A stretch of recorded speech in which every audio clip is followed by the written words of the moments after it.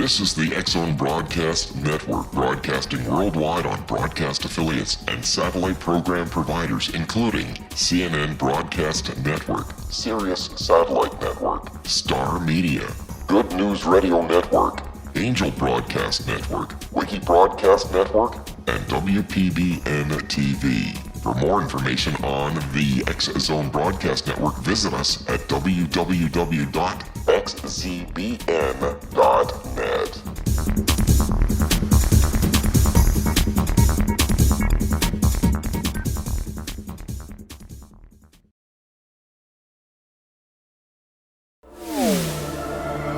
The X-Zone Radio Show with Rob McConnell is largely an opinion talk show. All opinions, comments, or statements of fact expressed by Rob McConnell's guests are strictly their own and are not to be construed as those of the X-Zone Radio Show or endorsed in any manner by Rob McConnell, Relmar McConnell Media Company, the X-Zone Broadcast Network, its affiliated networks, stations, employees, or advertisers.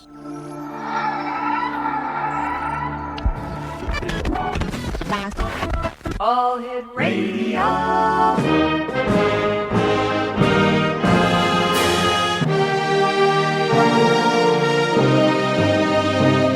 Welcome to the X-Zone, a place where fact is fiction and fiction is reality. Now, here's your host, Rob McConnell.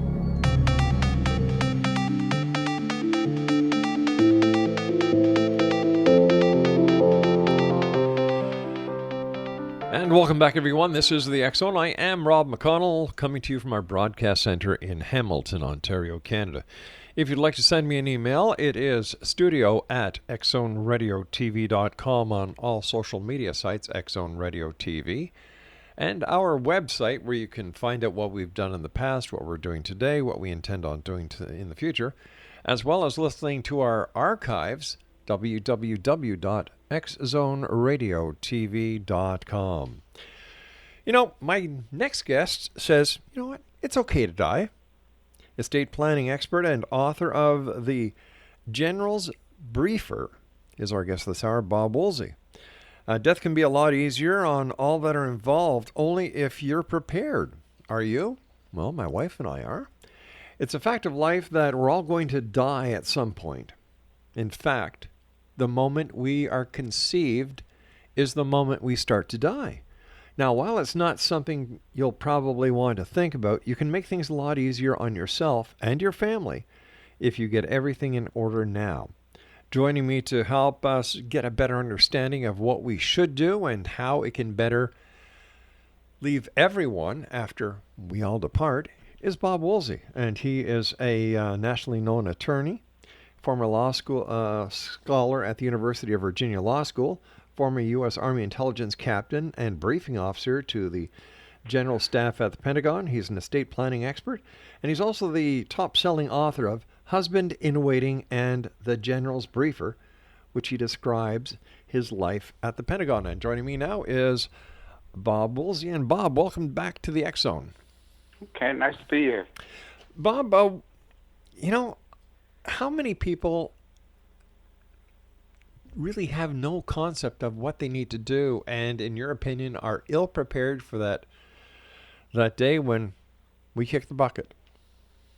I think there are a lot of people that don't have any idea what's going to happen in their money. Most people don't have enough money to worry about any taxes or estate planning. And if you were in a bracket, well, it used to be a little more lucrative for estate planning attorneys when the exemptions weren't as high. Right. Right now, a married couple can have like $11 million in exemptions. So it means that there is not going to be any federal estate tax.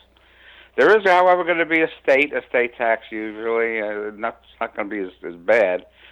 But most people don't have any idea of what they can do. There are a lot of things that people can do who don't have zillions of dollars. One is to create a power of attorney. It's a simple instrument. It takes 20 minutes, and it just enables somebody you appoint, maybe your wife or your child, to handle your financial matters. So if you get into a coma or you're incapacitated for a while, they can withdraw money from your bank account and pay your bills and do just about anything they want. And then there's another thing called a living will, which doesn't take care of your financial matters, but it takes care of your physical matters. So if you're in a hospital, you want to decide, it's hard to talk about, but you want to decide that when you can pull the plug. And, if you're in your 70s or your 80s and you're in a coma, you don't want to, the quality of life is not what it used to be, so you have to sort of realize that, if two doctors testify under oath that you're not going to recover, you want to have somebody who says, well, this guy's had a full life and it's about time we let him go. And that's the purpose of a living will.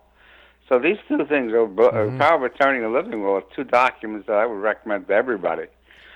A will is, it's important in one way. All right, we're going to have a little bit of a cliffhanger here because I do have to take my break. Please stand by, Bob. Sure. Exo Nation, Bob Woolsey is our special guest.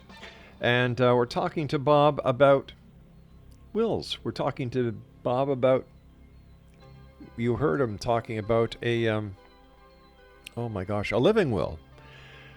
His website, his books are available at Amazon.com, Husband-Waiting and Generals-Briefer. Our guest says, it's okay to die. We'll be back on the other side of this break as we continue here in the X Zone from our broadcast network in Hamilton, Ontario, Canada. Don't go away.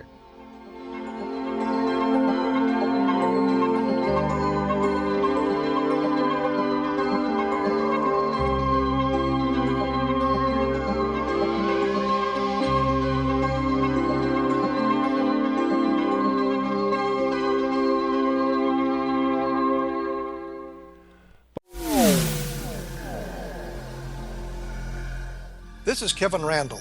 For nearly 30 years, I have been investigating the case of the Roswell UFO. I have interviewed hundreds of people and stood on the crash site.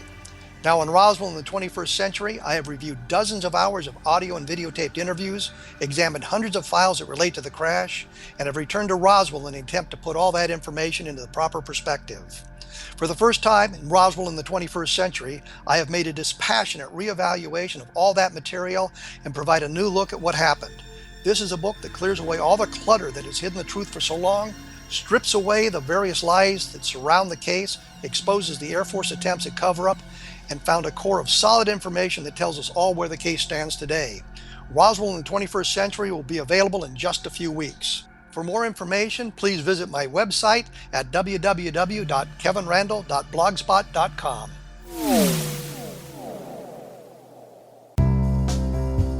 Gibbs A. Williams, Ph.D., is a practicing psychoanalyst, supervisor, researcher, and author in New York City. Much of his life has been dedicated to understanding nature and the uses of meaningful coincidences or synchronicities. His radical and original non-Jungian, non-mystical, non-magical theory of synchronicities illuminates much of the fog surrounding this challenging and perplexing topic. His ideas and manners are fresh, presented in a style that is both entertaining and highly informative. He is also an expert on crisis intervention specially focused on violence reduction for the police and citizens, mastering anxiety, frustration, and stress without the use of medication, and effectively preventing and treating heroin addiction. Dr. Williams can be contacted at his email address at gwwilliamsny11@aol.com or visit his website at www.drgibbswilliams.com.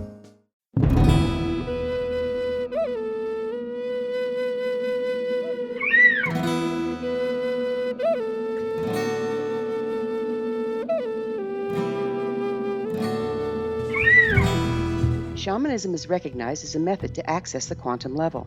Mastery of shamanic skills puts spiritual information and healing power into your hands.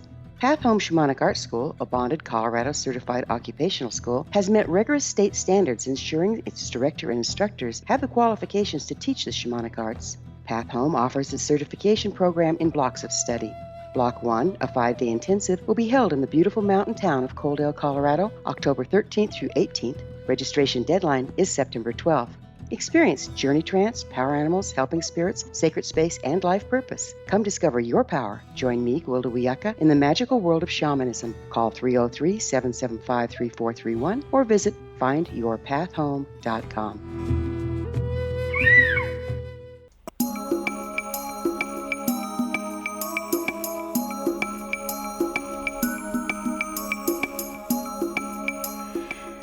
You know, Exo Nation, it's always a good idea to be prepared no matter what life throws at you. We need to be prepared.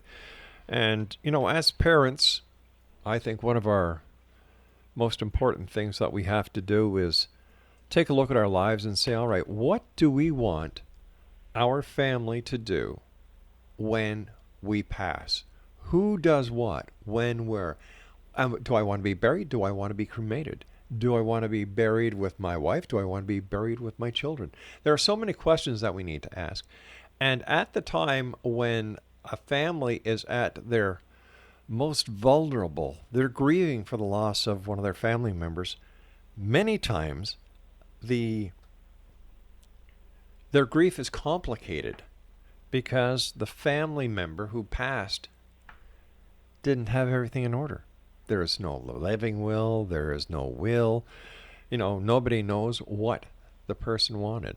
And Bob, in my opinion, your job is a very important job because you help teach people how to put their final wishes in order.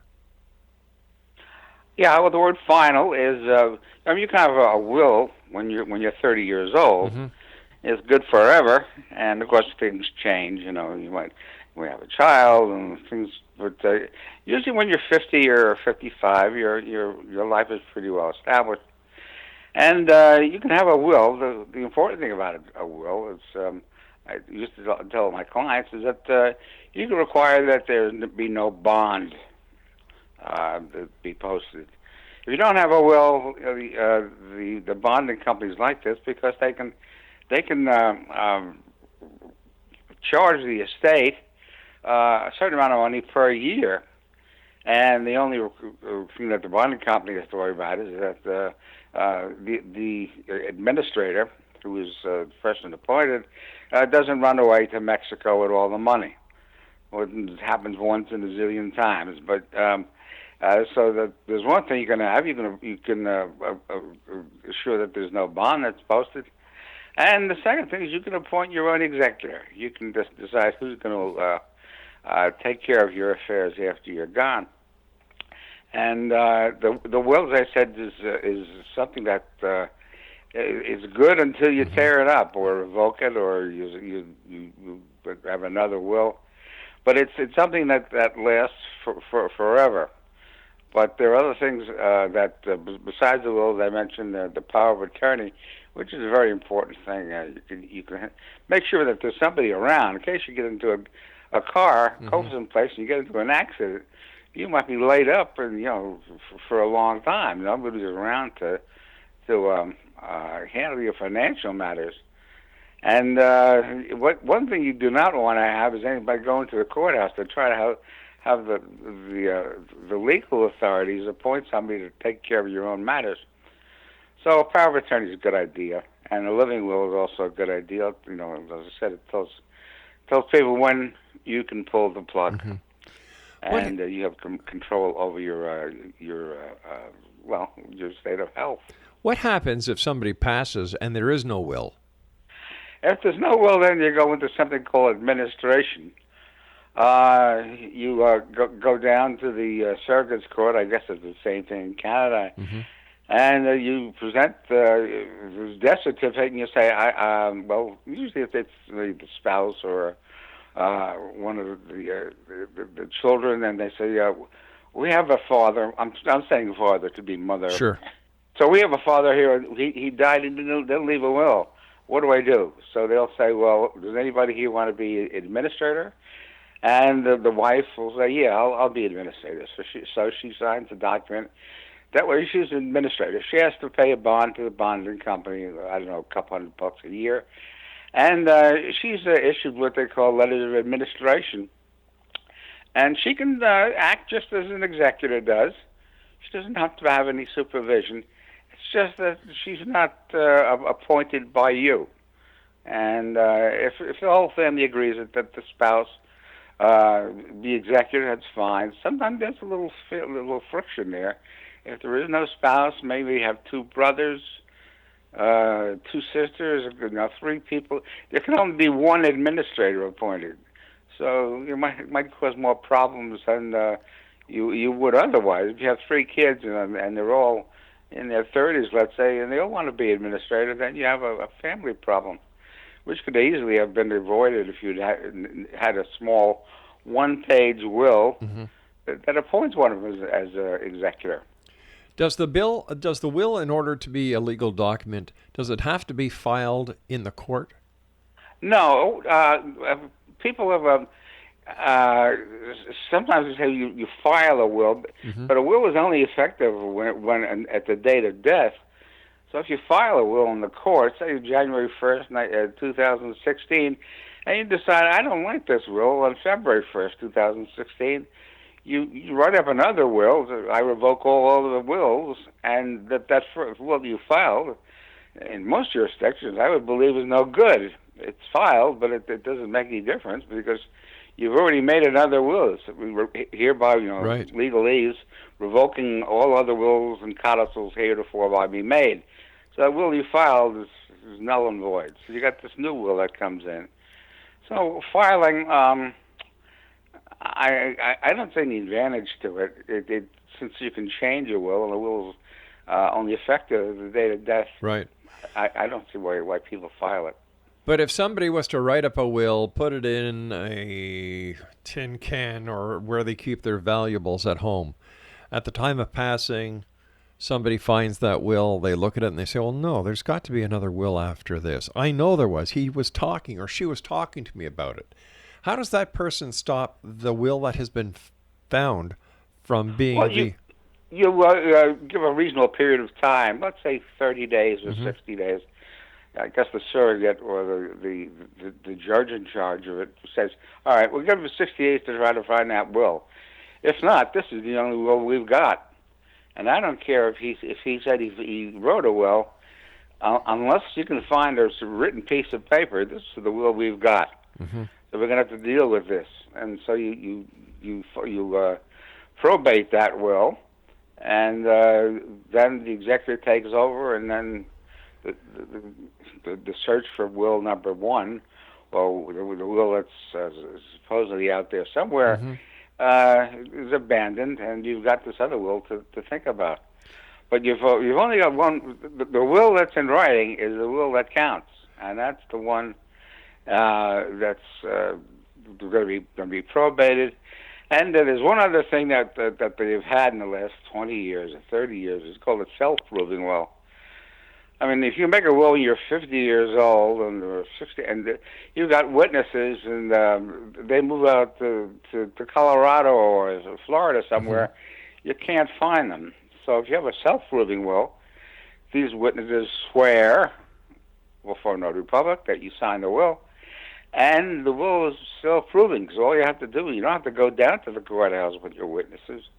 All you do is you go down there with the death certificate and a few dollars to pay for the administration fee, and the will proves itself. And that's why I always recommend what they call a self-proving will. I think most states or most jurisdictions have it now. In order for the will to be illegal, does it have to be witnessed? Yes, there's a Uniform Will Act. There used to be a long time ago that some states required. I think Connecticut might have required 3 witnesses. But I think now, if you've got 2 witnesses who sign the will, you sign it before them. Here's where you have the law school problem: who's got to be in the room, who's in the outside. But if the rule of thumb is that if the executor, the person who's going to die, signs the will in front of 2 people, and they say, I swear the man signed it in front of us, and I witnessed it in front of witness number 2, and witness number 2 signs it, and I witnessed him sign. I witnessed the testator signing it, and I witnessed the other witness. That's a good will. I mean, that's a will that's fine. It's just that it's not self-proving. Sure. Self-proving means that the witnesses, again, you have to, the legal system is a strange creature. The witnesses sign, you sign, then the witnesses sign. Then you go around where you say that I swear that I saw this person sign. So you've got this under oath. So you've got the two people who are the witnesses who sign under oath that they saw this test data or test date strict sign. And then that's ironbound. That means you can take this into any court, and you don't have to worry about locating with the witnesses. Sometimes it's hard. Sometimes you can't even read what their signature was. But if you take this down after the person died, to the courthouse with the death certificate and the fee for letters testamentary, that should do it. Years ago, video wills were very popular. How legal is a video will? I have never for a long time, I've never seen a video will probated. I think, courts are very, very slow to change. I don't know how you'd go about proving a video will. I don't think that there's any statute that it also depends upon the jurisdiction. Maybe out in California somewhere they have a law that says if you've got a video will and you've got these two witnesses who appear on, in the old days usually VHSs, but now it's on a DVD. Maybe they've changed. Maybe you can have a video will. That, as I said, yeah. I've never seen it used, and I don't know if the courts are slow to change. I mean, they still have the courts don't realize that you can put 10,000 pages of testimony on a disc. So you go down to the appellate division of any courthouse, and you'll see these guys carting around 20 copies of a trial testimony on a big cart, and it must weigh 500 pounds. Whereas you can get this whole thing on a disc somewhere. So I don't know about that. I have never seen a video will. I don't know how they would probate it. Maybe they would transcribe it. Like I said, they were really popular 5, 6, 7 years ago. But ever since then, I really haven't heard of any or any companies that were doing it. Stand by. You and I have to take a break, Bob. X-Zone Nation Bob Woolsey is our special guest. He is a nationally known attorney, fluent in Italian and German, former law scholar at the University of Virginia Law School, former U.S. Army intelligence captain, and we're going to be speaking to Bob about his stint as a U.S. Army intelligence captain on the other side of this break. And if you'd like to find out more about Bob, if you'd like to get a copy of his book, the book we're talking about right now, www.amazon.com/husband-waiting. This is the X-Zone. I am Rob McConnell, and I have a very simple question for you people out there in Radioland. How would you like to be part of UFO history? No, I'm not kidding. I'm very serious. If you do, all you need to do is go to www.cubesatfordisclosure.com. That's www.cubesatfordisclosure.com. In the summer of 2017, a rocket is going to be launching a satellite into a close Earth orbit. And the mission of that satellite, by the way, whose name is Disclosure, is to look for UFOs in low Earth orbit. I'll be back on the other side of this break as we continue here in the X-Zone from our broadcast center in beautiful Hamilton, Ontario, Canada. My name is Rob McConnell. Did you know that when you're on the road with limited data or Wi-Fi, you can still listen to the X-Zone radio show with Rob McConnell, The Science of Magic with Gwilda Wiyaka, High Tech with Corey Kay, and every minute of the 24/7, 365 programming of the X-Zone Broadcast Network by calling 712-432-9459, courtesy of TalkStream Live. No smartphone, app, or internet needed. It saves your data plan, and it's free if you have unlimited minutes. Call 712-432-9459 to listen on any phone, anytime, anywhere. Remember, 712-432-9459 for the best of paranormal, new age, thought-provoking, sci-fi radio programming 24/7, 365.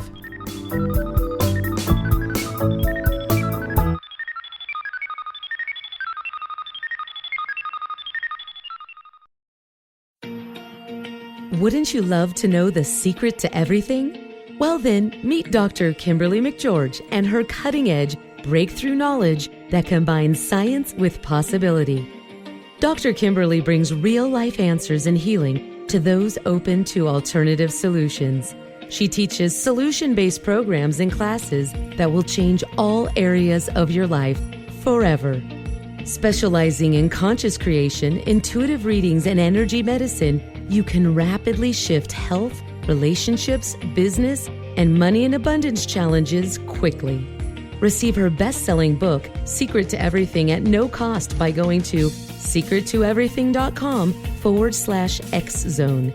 That's right, transformation can start now.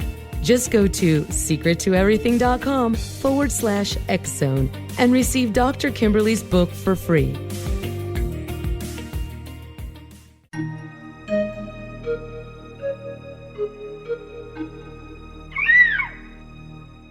While science pursues fact, magic accesses the quantum level, bridging random facts to form truth. As long as science and magic remain separate and polarized, the truth cannot be known. I'm Gwilda Wiyaka. Join me on the Science of Magic radio program, dedicated to unification and evolution of consciousness. During each episode, I'll be speaking with experienced and respected scientists and mystics.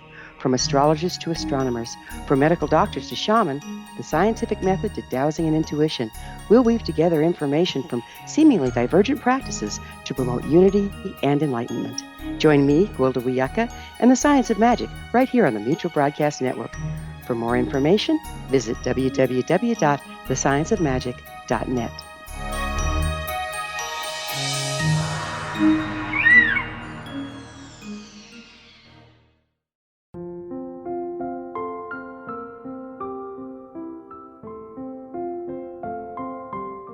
I am Dr. Carl O'Helvey, founder, president of a new cancer foundation focusing on evidence-based physical, mental, and spiritual interventions, including natural cancer cures, prayer, meditation, affirmations, nutrition, and other related holistic cancer prevention and cure modalities. These are used in cancer education, research, and financing care. I ask for your help to continue this important work by donating at www.holisticcancerfoundation.com.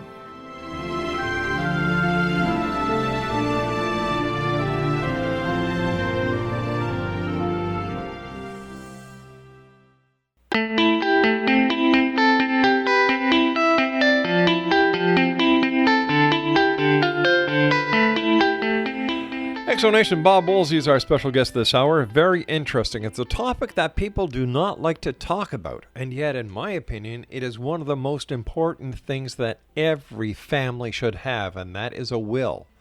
The directions, the last will and testament of you hopefully before you pass, you do this. You protect it's a way of protecting your family. It's a way of protecting your last requests. Because once you're not here, you can't talk for yourself. And then we talked about a living will. We talked about probate. And Bob, what happens if somebody wants to disagree about what's in the will, and they say, I'd like to contest this? How does the court take a look at what the person is wanting to contest, and who makes the final decision as to the resolution of the will once it's being contested? Well, often in a will, you've got what they call an inter terrorum clause. It means that if anybody wants to contest this will, they don't get anything. Well, that's why if you don't get anything under the will, you've got nothing to lose. But if you're a child and say you don't get along with your dad or your mother too well, It's always wise, in my opinion, to leave them something, because if you leave them, say you've got a pretty healthy estate, if you leave them $100,000, which is pretty good amount. Pretty good, yeah. He's got it in the back of his mind or her mind. He's got to think, well, if I contest this will and I lose that $100,000. Ah. So there's no reason, there's a reason why I shouldn't contest this, because if I lose, I lose $100,000. However, if you don't lose, if you don't get mentioned at all, if you cut out with a buck, sure, you go in and you contest the will. Contesting a will is usually pretty fruitless. It's just that it causes aggravation to the people who want to get the whole thing over with. So if people go in and they contest, and we've had a couple of those, and what we wound up doing was settling. You've got the 3 kids and the guy he's married, and the wife dies, and he marries somebody who's a good-looking woman, and she's in her 30s, and he leaves everything to her. So the 3 kids, say they don't receive anything. They go in and they contest the will. They file objections to it, and they normally with the person, if there's enough money involved, the beneficiary will say, "Well, look, I don't want to go through this hassle. What do they want?" And the attorney on the other side, who's probably set up getting his fee by way of contingency, say a third. So he gets these kids $100,000 apiece. We're talking about a pretty hefty estate here. So he gets them $100,000 apiece, and out of that he makes a third, let's say $33,000 for each one. They get some money. The beneficiary, who's this younger woman who's probably going to go out in the next week or so and find somebody else, she goes out and she the whole thing is taken care of. The objections were withdrawn, the will is probated, and everybody lives happily ever after. But what about the cases where we've heard about in the media where a person has died, left all the estate to an animal, and leaving nothing to the humans? Yeah, well, you have. In that case, what the court would do is you can't leave it, because it's not because the poor animal is an animal. The animal cannot think, and you've got to leave the money to a rational being. So what the court will do is they'll set up a trust. Mm-hmm. So we say we're going to call this the Fido Trust, and there you've got the court will appoint a trustee who's probably a lawyer, and he says, and he's got authority to act on this trust. So the say it's $1 million to the guy's doggy. So this is left to the trust, the Fido Trust, and it's administered. And then the guy goes out, he buys dog food, and usually in a trust, I leave the money to my dog. After my dog passes, the money goes to a charity, something like that. So the dog or the pet would not get anything. Right. However, the trustee would make sure that the dog was taken care of, was fed, and got a fairly decent home. But you cannot leave money to an animal as such, not because it's an animal, but because it is not rational. Gotcha. You can't think for itself. All right, Exo Nation, all this information and much more is available in Bob's book entitled Husband in Waiting, and it's available at amazon.com/husband-waiting. Now, Bob, I'd like to take you back in time to the time when you were a U.S. Army intelligence captain and briefing officer to the General Staff at the Pentagon. And you talk about this in your other book, The General's Briefer. Tell us about that. Yeah, that's my latest book. That was sort of a mini autobiography. Mm-hmm. I spent 2 years at the Pentagon, a long time ago. And I was a terrible soldier. I had to go through, I tell this all in the book, and it's pretty funny. And I couldn't shoot a target or climb a rope or swim underwater. And I was a terrible soldier. But fortunately, I got appointed at the end to serve as a briefing officer to the head of Army Intelligence at the Pentagon. It was just a stroke of luck. The only bad thing about it was I had to go to get in very early in the morning because we had to have a briefing ready for him at 7:15 to be presented at 7:30. Mm-hmm. But that was an easy. Aside from the hours, I had the alarm set at 4:00, 4:30 every morning. I'd go in and I'd park the car. I'd give the briefing to a fellow named General McChristian, who was the head of Army Intelligence.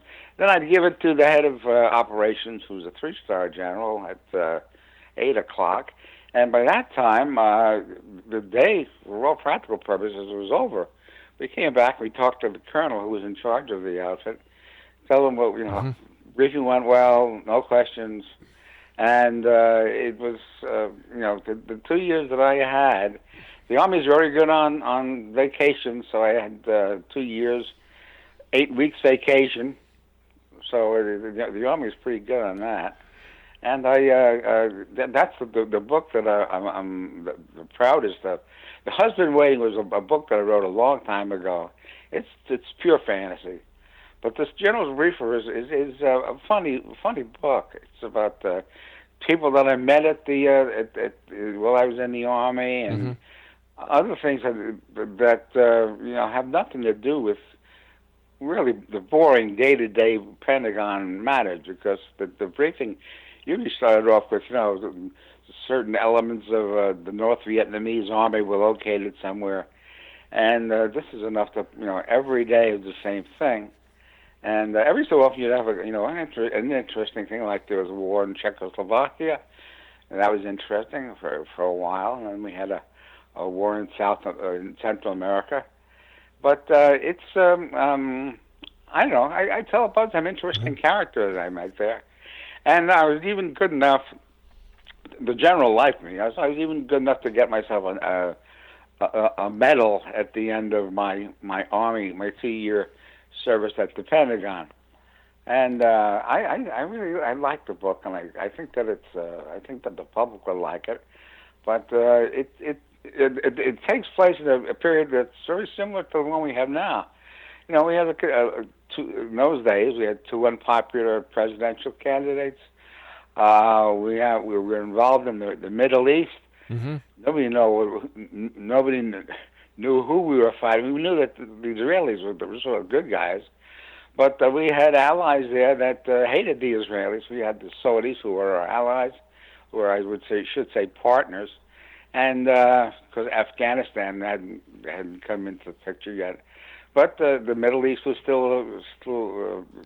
a problem, and we, as always, we were disliked just about everywhere. And I don't know. I managed to get through it with not too much difficulty. And the Army, they gave you free flights to Europe, right? Because it wasn't on a first class with the 2-inch cocktails, but it was a cargo plane. It got you there, and you could. In those days, the dollar was a lot more strong than it is now. And so you'd go over there, and you could take a train ride down to Spain, and use a lot of your vacation time, not having to pay for any of the transportation. Looking at the world today, having been in the Pentagon, having been working with Army intelligence, what do you make of the world? You mentioned North Korea. Look what's happening now in North Korea. You mentioned the Middle East. The North Koreans, there's a lot of bluster there, but one consolation we can take is that the North Koreans are ruled by somebody who's, I think he's crazy. I just don't. He's someone that what did he claim? He got 99% of the vote or something like that. But North Korea doesn't pose that much of a danger, because I don't think that they have the weaponry that we have to fear. I think that everybody in North Korea would probably be starving to death if it wasn't for the fact that the Chinese were sending them food all the time, and so they do exist. But the North Koreans, I would classify as something to you. It's a sort of a worry, but not too serious. The serious problems, of course, are in the Middle East. So you've got places like Iran, and you've got ISIS, which is all over the place. Mm-hmm. It's not as simple as it used to be. It was fine for the Army and the Navy in 40, 50 years ago to draw the lines. You knew where the enemy was, and you'd go across the Rhine River. You've got your tanks, and the object of the Army or the Navy was to go in, locate the enemy, and destroy him. We did that very successfully in World War II. We didn't do it successfully in Vietnam. And the Middle East is, when we had a war in Iraq, maybe 20 years ago, 15, 20 years ago, and that war in terms of defeating the enemy was a complete success. I mean, we overran the Iraqis in a matter of weeks. Mm-hmm. Of course, we had the political problems that ensued after that. We didn't realize that the Iraqi government that came in would be very friendly with the Iranian government, and the Iraqi government quietly told us to get out, and so because they are Shiites, and they are in the middle of a bunch of Muslims called Sunnis. Right. So the only Shiites are around are in Iraq and in Iran. So the Iraqis and the Iranians, despite the fact they had a war about 20 years ago, are religiously affiliated, and this doesn't sit too well with us because we're not too friendly. We shouldn't be too friendly with people who are buddies with the people that we have been at war with the last 40 years. All right, Bob, please stand by. We've got to take our final break for this hour. Exonation. Bob Woolsey is our special guest. Amazon.com/generals-briefer is the book we're talking about this half of the show. I'll be back on the other side with Bob Woolsey. Don't go away.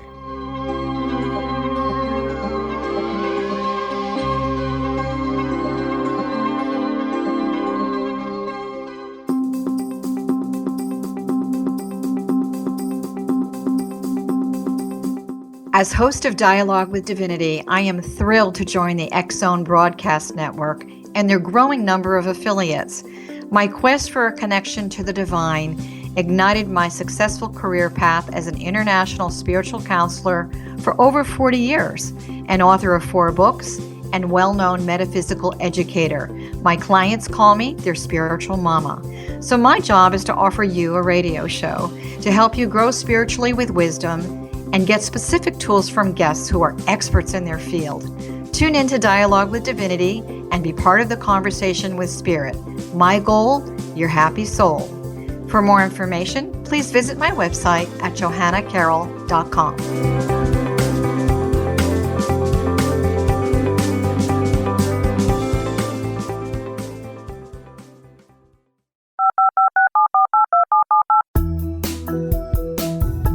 Did you know that when you're on the road with limited data or Wi-Fi, you can still listen to the X-Zone radio show with Rob McConnell, The Science of Magic with Gwilda Wiyaka, High Tech with Corey Kay, and every minute of the 24/7, 365 programming of the X-Zone Broadcast Network by calling 712-432-9459, courtesy of TalkStream Live. No smartphone, app, or internet needed. It saves your data plan, and it's free if you have unlimited minutes. Call 712-432-9459 to listen on any phone, anytime, anywhere. Remember, 712-432-9459 for the best of paranormal, new age, thought-provoking, sci-fi radio programming 24/7, 365.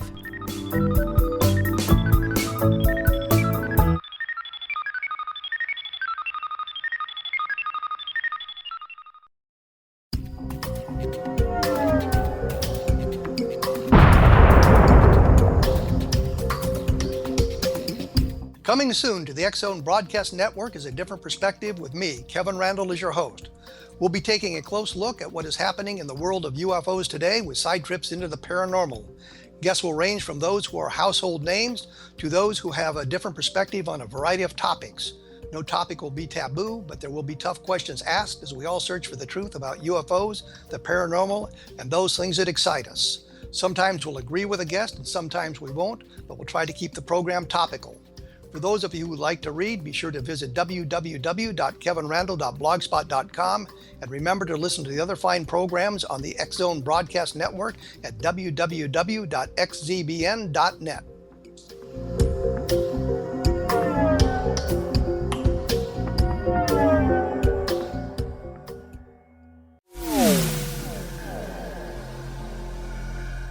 This is Kevin Randle. For nearly 30 years, I have been investigating the case of the Roswell UFO.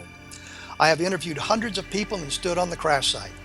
Now in Roswell in the 21st century, I have reviewed dozens of hours of audio and videotaped interviews, examined hundreds of files that relate to the crash, and have returned to Roswell in an attempt to put all that information into the proper perspective.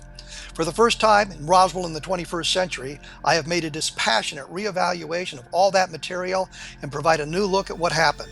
This is a book that clears away all the clutter that has hidden the truth for so long, strips away the various lies that surround the case, exposes the Air Force attempts at cover-up, and found a core of solid information that tells us all where the case stands today. Roswell in the 21st century will be available in just a few weeks. For more information, please visit my website at www.kevinrandle.blogspot.com. What Happened in Benghazi is revealed by Nicholas Genix, author of Obama, Islam, and Benghazi. He informs the American people that President Obama deceived them by advocating a strong foreign policy prior to the 2012 presidential election, and Hillary Clinton supported this deception. As the title infers, there is a connection between Obama, Islam, and Benghazi. Ample evidence informs Americans that Obama's early indoctrination in the Quran developed an affinity for Islam, why the Quran is the source of discontent in many countries, and why the Obama foreign policy deception led to poor military action and caused the loss of American lives in Benghazi. Genix provides 36 questions for the Select Committee on Benghazi to validate if Americans are justified to mistrust President Obama and Hillary Clinton. An overview of Obama, Islam, and Benghazi is presented on the website www.futureofgodamen.com. That's www.futureofgodamen.com. Afterlife expert Roberta Grimes was the first one to say that dying can be fun. Now her best-selling book, The Fun of Dying, is available in stores worldwide. So if you wonder whether death ends life, how it feels to die, or what heaven might be like, The Fun of Dying was written for you. And if you have always been afraid of death, or if you worry that your life has no meaning, let The Fun of Dying ease your fears and bring new meaning to your life. Nothing said in The Fun of Dying is based on the teachings of any religion. Instead, Roberta draws on evidence to explain how death happens, how it feels, and what comes next. A lot of the best death-related evidence was produced in the first half of the 20th century. When it is put together with recent discoveries, it tells a consistent and amazing story. Roberta Grimes blogs and answers questions at robertagrimes.com. Her wonderful book, The Fun of Dying, is available on Amazon and at stores worldwide wherever books are sold.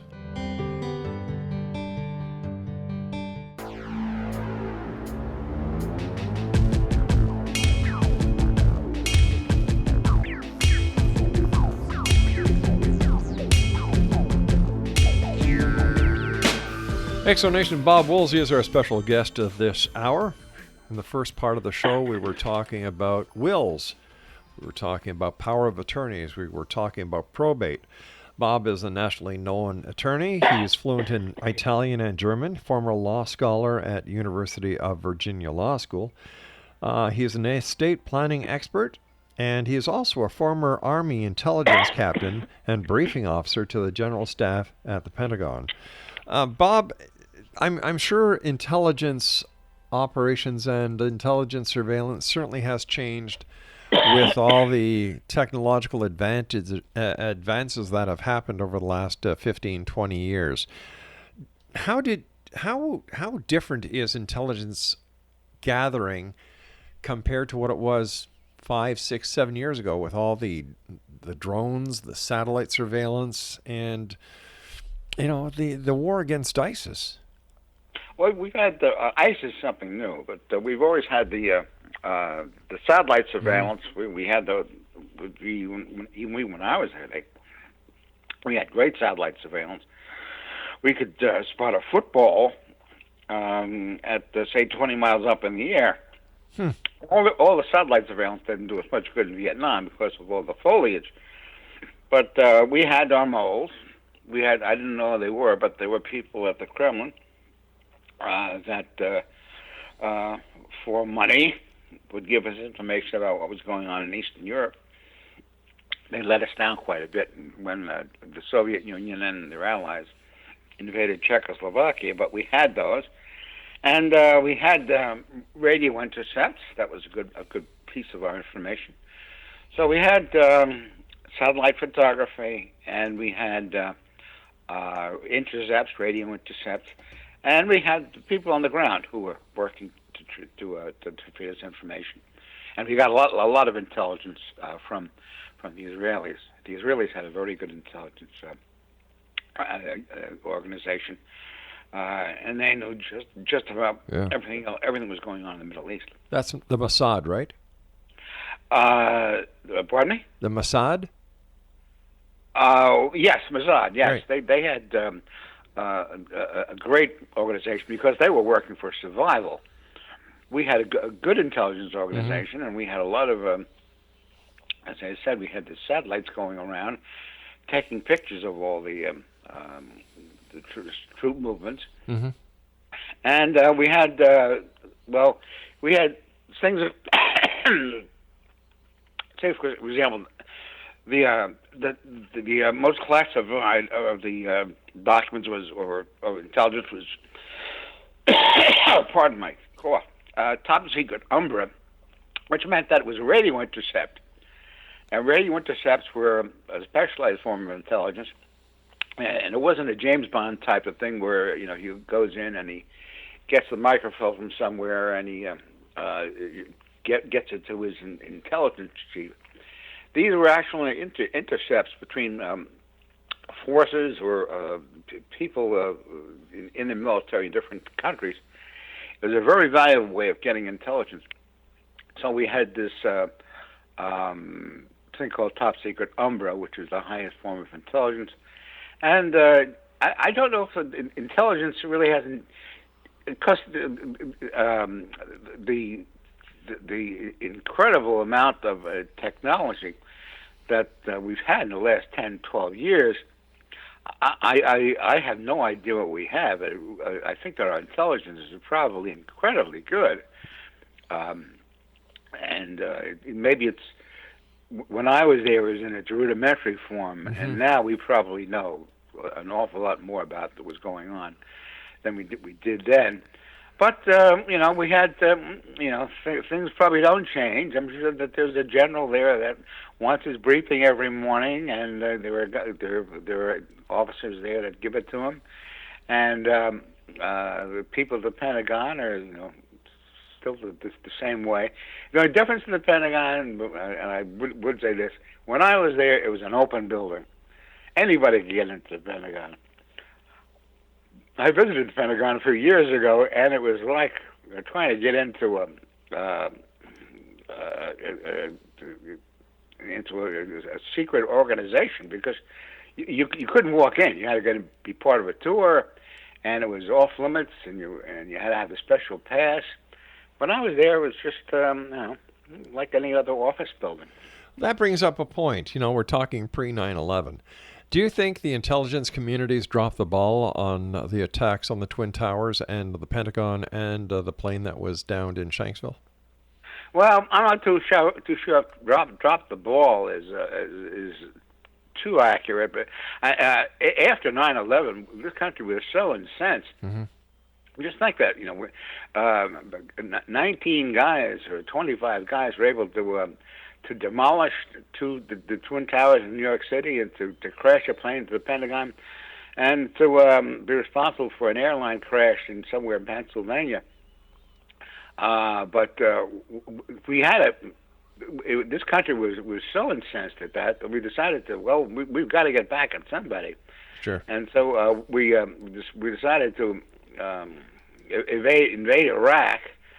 I don't know why, because Iraq had nothing to do with the 9/11. We did try. We did ask for the Afghanistanis, or the Afghans, to give us Osama bin Laden. They said no, and so we invaded Afghanistan as well. By that time, Osama bin Laden had gone someplace else, Pakistan, I guess. But the Americans aren't really equipped to have any sort of long-term commitment for revenge.